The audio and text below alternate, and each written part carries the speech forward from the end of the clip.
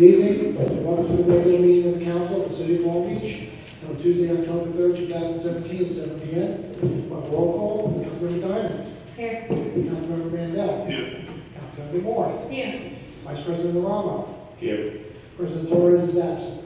Let the record indicate the presence of City Manager Jack Schnirman, the Corporation Counsel Robert Agostisi. Will now salute to the flag. City Manager Chumi, would you lead us? Pledge allegiance to the flag of the United States of America, and to the republic for which it stands, one nation, under God, indivisible, with liberty and justice for all.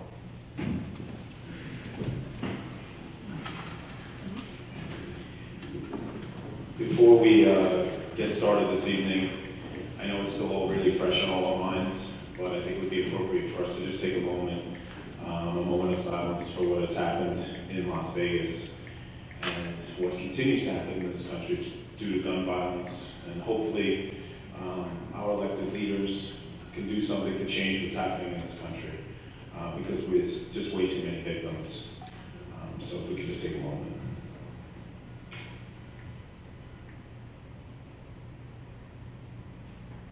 Thank you.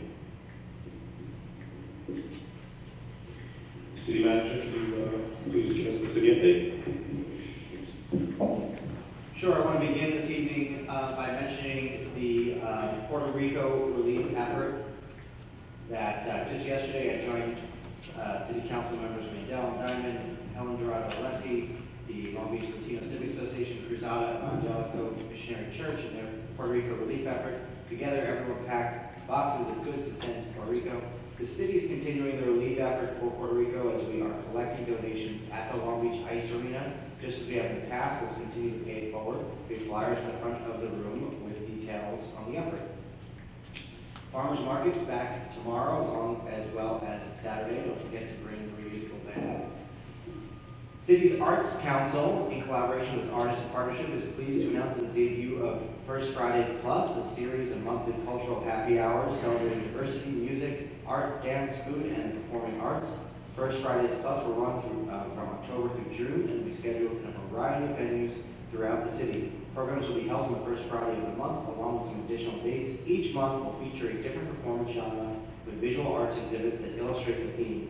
Hispanic Heritage Month is the inspiration for the First Fridays Plus inaugural event this Friday, October 6th, at Bridgeworks. For more information, visit lbny-arts.org. The AOH Irish Heritage Parade Festival takes place this Saturday, October 7th. There will be vendors, rides, music, food, and raffles along West Beach Street until 5 p.m. Additionally, the City of Long Beach will again present a Kids Fun Zone from 12 to 4 in the West Schoolyard on Maryland Avenue. All children must be accompanied by an adult from the event array. The Kids Zone will be held inside the gym of West School. Then next week, on October 14th and 15th, the city's annual Fall Festival will be held at Kennedy Plaza. There'll be craft vendors, carousel, and all kinds of good stuff. Visit longbeachny.gov for more information.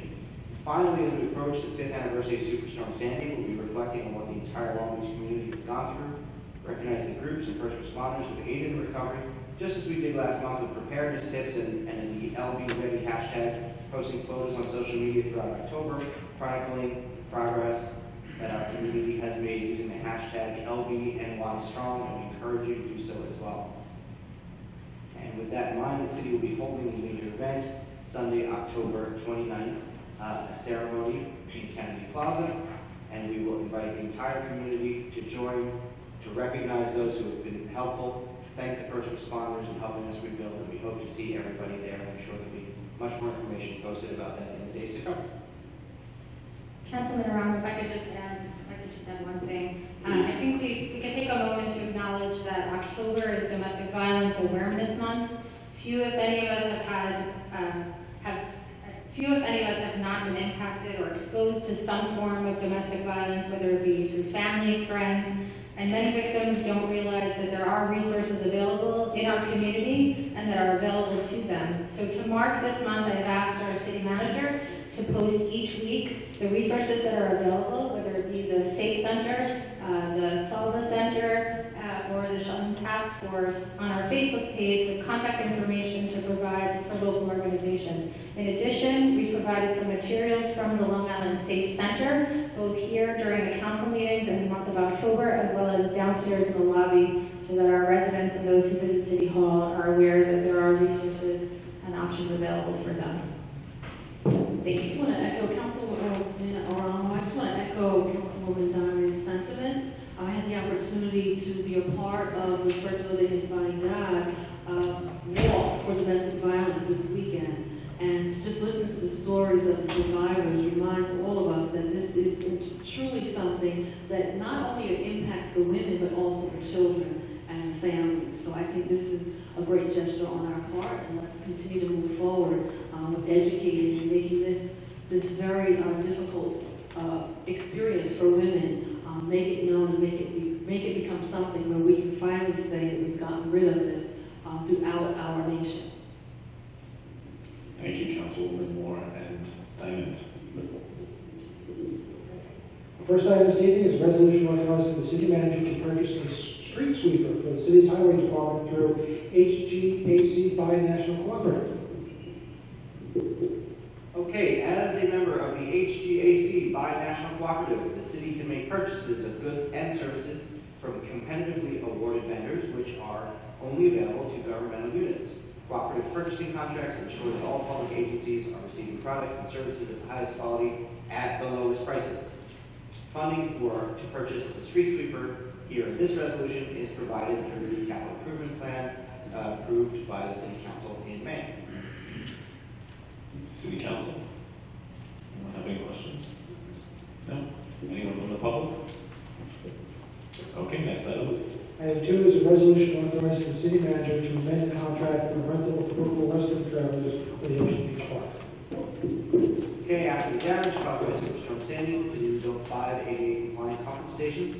Since the storm, the city has been renting additional portable restrooms for each peak season.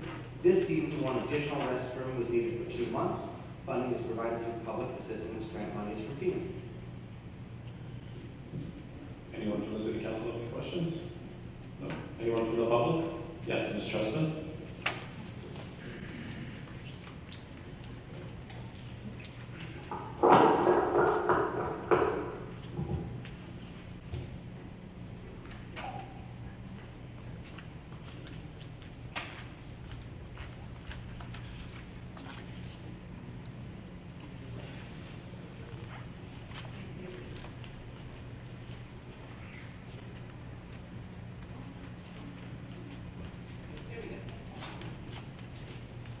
Liz Preston, 37 Wyoming.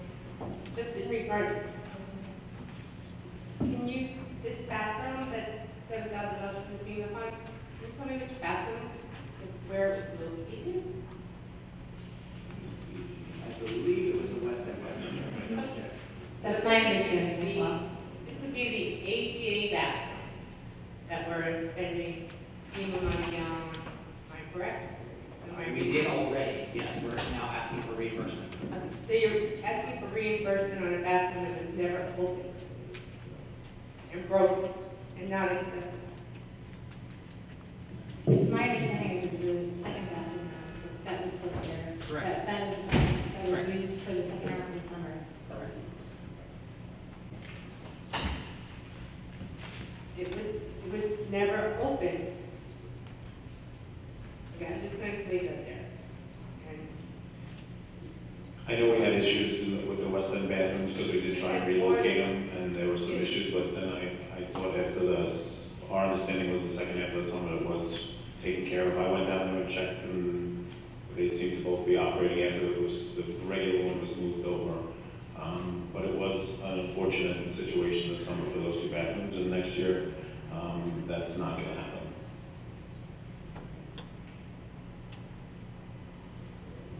I'll just try to hold it so I think for my community now, unless anyone else has something to say about that, actually close.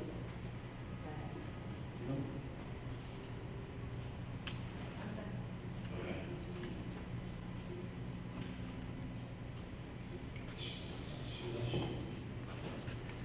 Are you waiting for your walk there? I am. I'm sorry, I didn't hear that. Okay. That's what I'm going to say. I'm more than happy to do that as well. Okay, so is there anyone else that has any comments on this bathroom item? No? I'm sorry, Ms. Cheston, I didn't understand. Anybody else? No? Okay, Dave. Okay, Item 1 is a resolution authorizing the city manager to purchase a street sweeper for the city's highway department through HGAC Buy National Cooperative. Please move the adoption of this item. I will. Second. I will.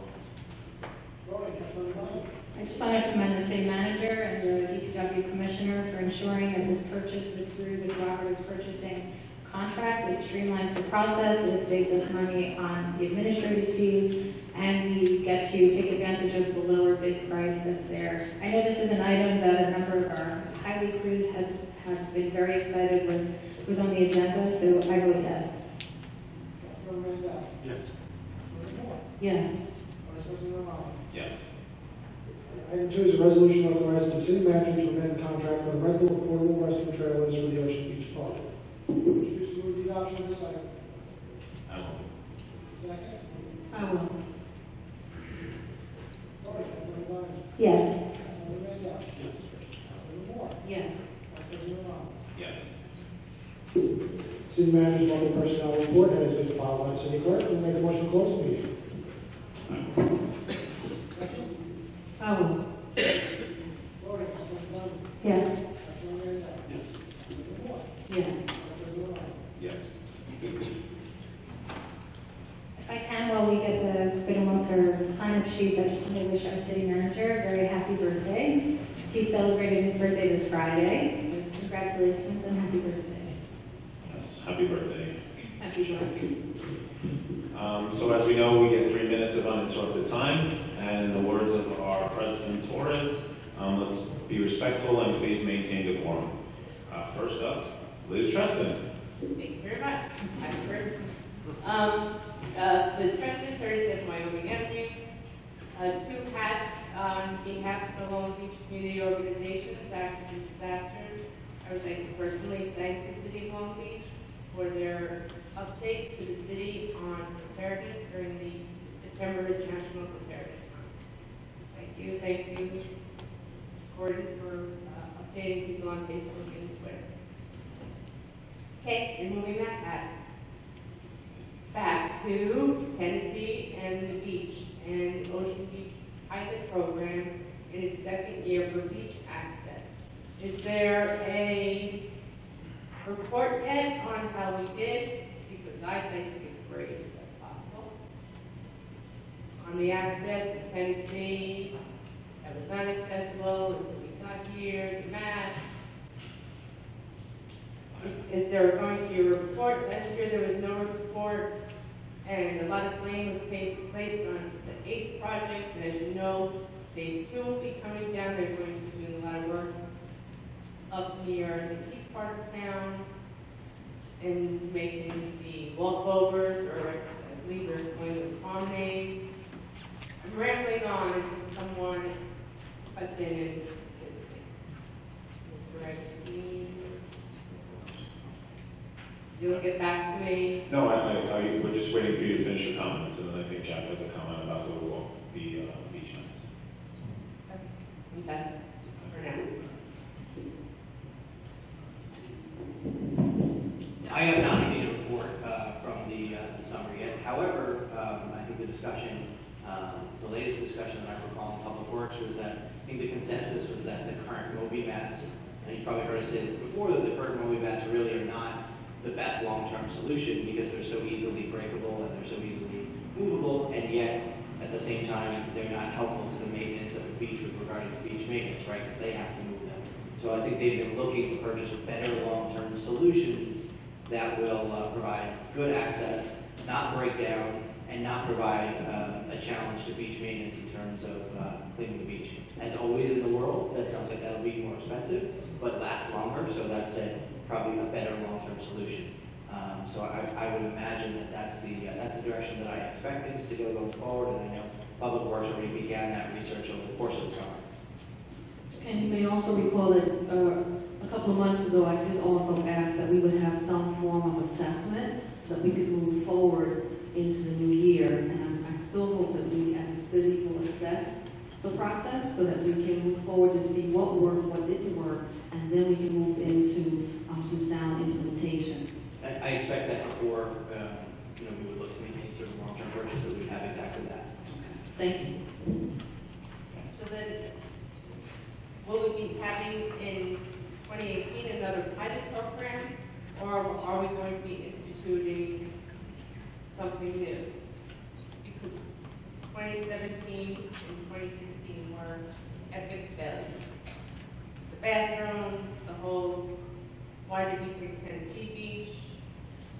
Have you assessed the rest of the West End trying to get to do walkovers? There's still curves to get to the ramps and some of the bigger blocks. I've given you the answer that I'm going to. I'm a city planner, which I know that you are in search of, and hopefully find one soon that will incorporate all of these wonderful things that everyone can.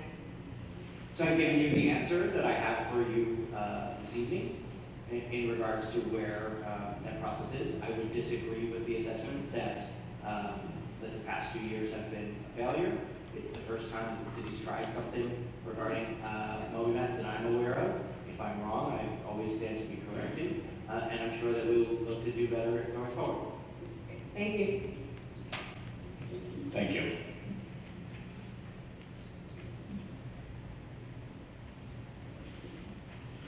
Next up is Dana. As a patent. What is it? I feel like President Torres. Say it again. There you go. Thank you. Come forward and give us your name and address. All right, Dana Suspaniak, 237 East Fulton Street, on Fulton Street between Monroe and Long Beach. And just coming because I wanted to discuss the state of the streets themselves. For the past 2 months, I've called Public Works once a week, and I feel like I've been getting kind of a runaround. I have a bunch of pictures you guys can keep, and unfortunately I couldn't put them in color today. But basically, there's holes, the cement has footprints in it, the cement or pavement, whatever it is, in different parts doesn't even go up to the curb. There's grass, there's people putting homemade bricks there. There's no curb, there's long weeds. Specifically, the reason why I'm most concerned is my driveway, my neighbors. It's a huge puddle at the end of it. Actually, at one storm, it actually came up through our front door, and that is just because even on a 20-minute storm, the water does not get to the drain. So at first, Public Works told me the drain wasn't working, and I'm not an engineer, but I know water has to get to a drain for the drain to show if it works or not. So they came and cleaned it, and then the next day it rained, and there was still a puddle in my driveway. And so it makes it hard for me to implement a gutter system on my house. If I'm going to shoot water out to the front, it's just going to come right back up. So I can't do anything. And then also I do know that myself and other people on my block, our house is shaped when a truck goes by. So I'm guessing that's not I've never lived in a house that shook when a truck goes by. They're not like stumps, they're just like normal landscaping trucks. So that is really my complaint. I know I see some other streets in my neighborhood that are much better, some that are medium, and mine seems in my assessment seems to be the worst. And I know that Public Works told me that you guys are working on an asphalt overhaul contract. And I don't know how I can make sure that my lot gets on that. So that's why I wanted to make a record that I'm trying and I want to do something that gets on there. And if someone tells me I need to walk around with a balloon or whatever it is, I will do whatever it is. I just need to know what it is I need to do. It's held between Long Beach Road and Monroe, you said? Yeah. Okay, and your information is on the sheet here? Yeah. Okay, so we'll have the DPW commissioner take a look at your block. We've been doing a lot of blocks each year with some reconstructions and then some overlays. Sometimes it just needs an overlay if it's a complete reconstruction. And that list does constantly change because, living on a barrier island changes often. So let's see where your block is in that list, and we'll have, like I said, the DPW commission on that. Okay. Yeah, I would, if it's like I have to wait another year for it to be done right, then I would prefer that than some little rinky-dink solution that's not going to really solve the solution. So I'd rather have a long-term outlook if I can speak on behalf of my daughter. Sure. Probably almost every block I see the Yeah. whole thing done. In the west of New England, there's storm drains, so maybe one day we will. Okay. That's it. Okay. Is there one picture? Sure. Labeled whatever. Are these extra copies or do you want? No, you can keep them, this is one set, but they're all different pictures of all the different lovely scenarios. Just that block, which is not a very big block. Okay. Thank you. Allison Blanchett.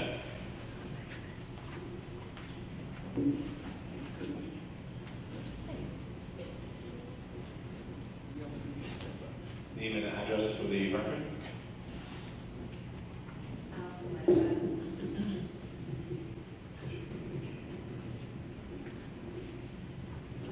So I've met with my friend Gerald a few times at the local coffee shop. And you all know me, Eramo, you know this very well, that I'm a very outspoken person on behalf of bus rider rights, that I hold this very, very close to my heart. Mobility rights, bus rider rights, leading through transportation. And it's really upsetting to me that I don't feel that the city takes people seriously when it comes to bus riders. I think that many years ago, I stood up and I was the only person to argue when Jack wanted to take away the head of the DOT position. I thought that was wrong. The city was sued by the person we fired, and the city lost. We had to rehire him. That cost us a lot of money. And I thought it was just really bad because we undermined the rights that bus riders have to have. Like, it's a department that you just don't cut. We have our own municipal bus system, and you just undermine it, and you undermine bus riders. And so a lot of bad things happen. We've had a lot of lawsuits that residents just don't know about. And meeting with Gerald, he's gone through a real lot, and it's really not fair that a resident here has to be called a badass by a bus driver, that a bus driver is not stopping to pick him up, that a bus driver is not letting the ramp go down and making him step up it.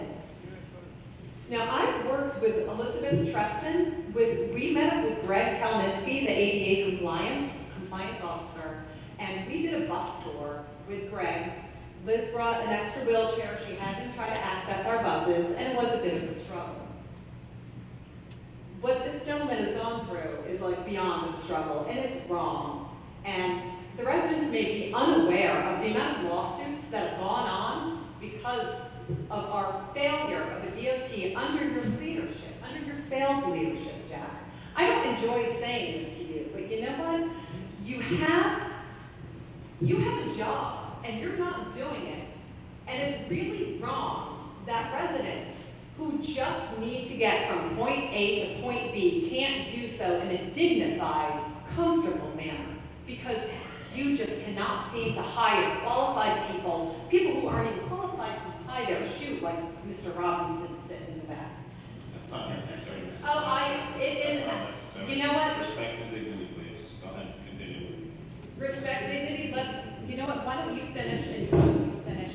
You want to talk about dignity? Gerald, I'll speak about too short. Okay, so I'm holding the microphone. All right. Anyway, I worked in New York City Transit for 20 years on the shop steward. Roger DeSant fronted me an attorney to where race discrimination was. I'm sorry, Mrs. Blanchett, your time is up. I'm sorry. And you know what? A We- couple of you, your we- time is up in November. We expect, Your time is up. we expect, We expect you to represent all of us. and we expect our employees to treat everyone with dignity and respect. And I'm sorry And that, you don't. I'll be happy to meet with you at the Central Group anytime you guys want to hear the truth. 20 years in New York City Transit as a shop steward, and I'm not being respected. Thank you. thank you, sir. Judy Mandel.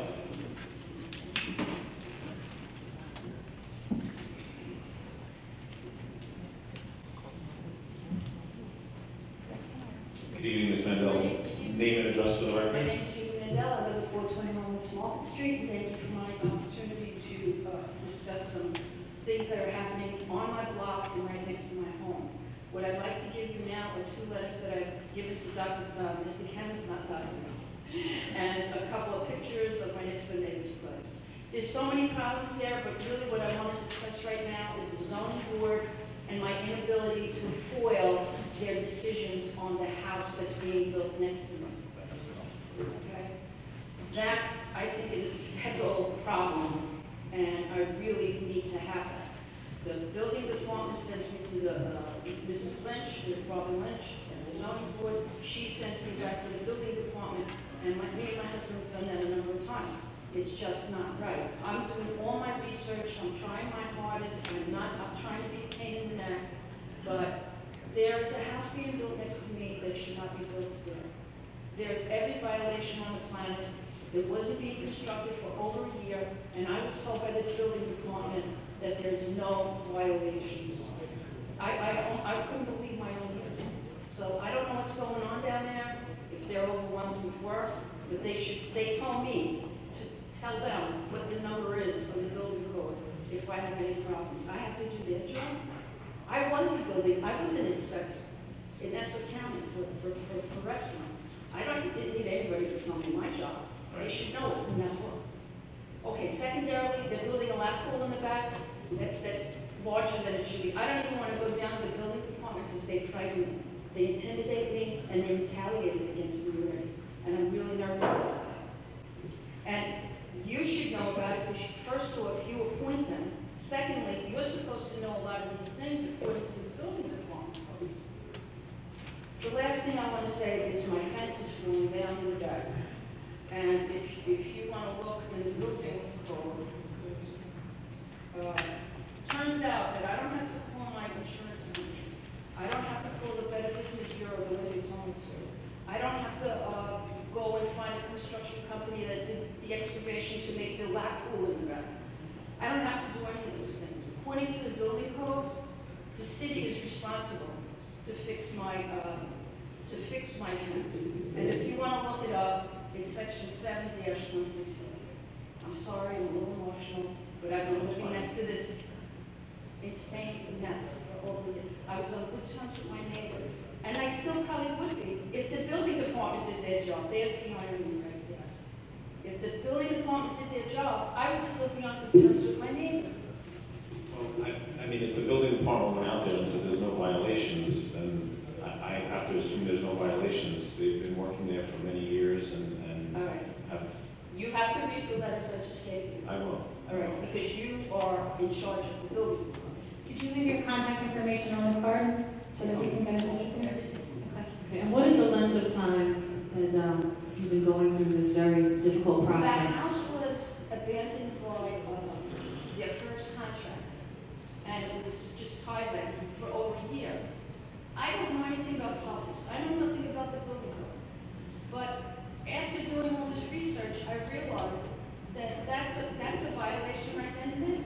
They have new people now doing work. They had no permit. I went down and said, I don't believe these people have a permit. No, there's no violation.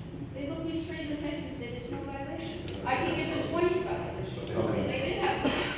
Okay, so we will talk to the commissioner of the building department and find out exactly what is. I'm sure he's aware of the property, if you've been down there multiple times. But the thing is, I've never heard back from him, and I've written Okay. to the senator, I've Okay. written to many people, and they've written me a letter back. This man has never done that.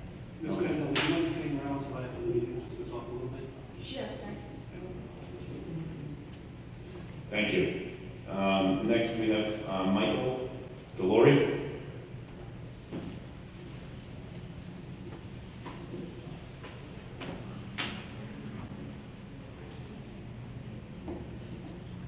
Good evening.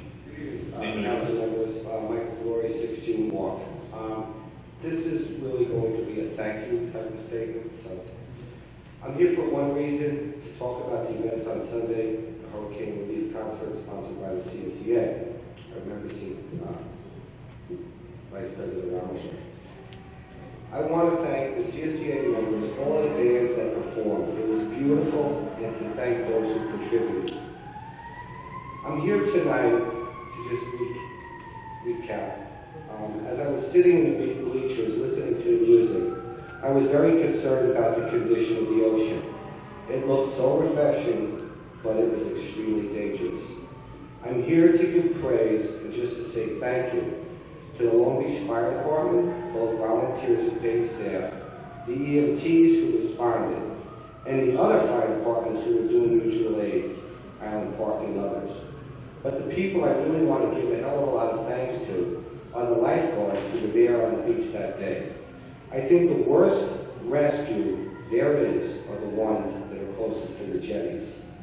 Waves are breaking, and believe me, it's one area you never want to be. Most novice swimmers do not know better.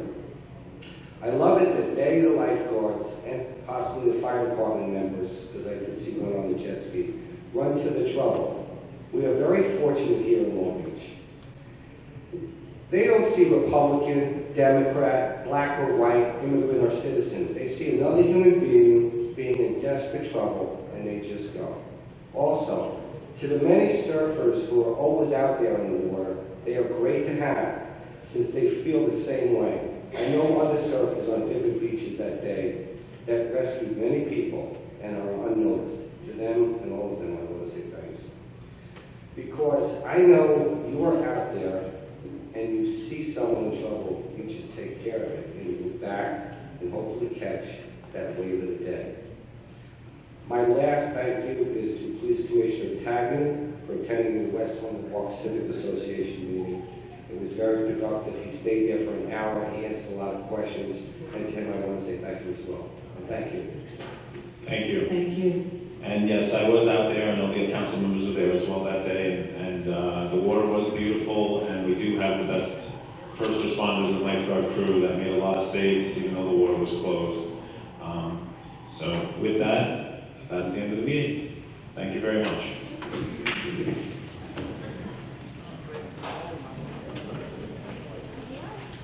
Scott.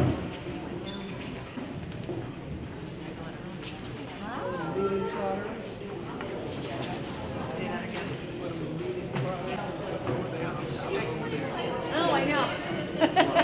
How did you get here so fast? Thank you. Did you?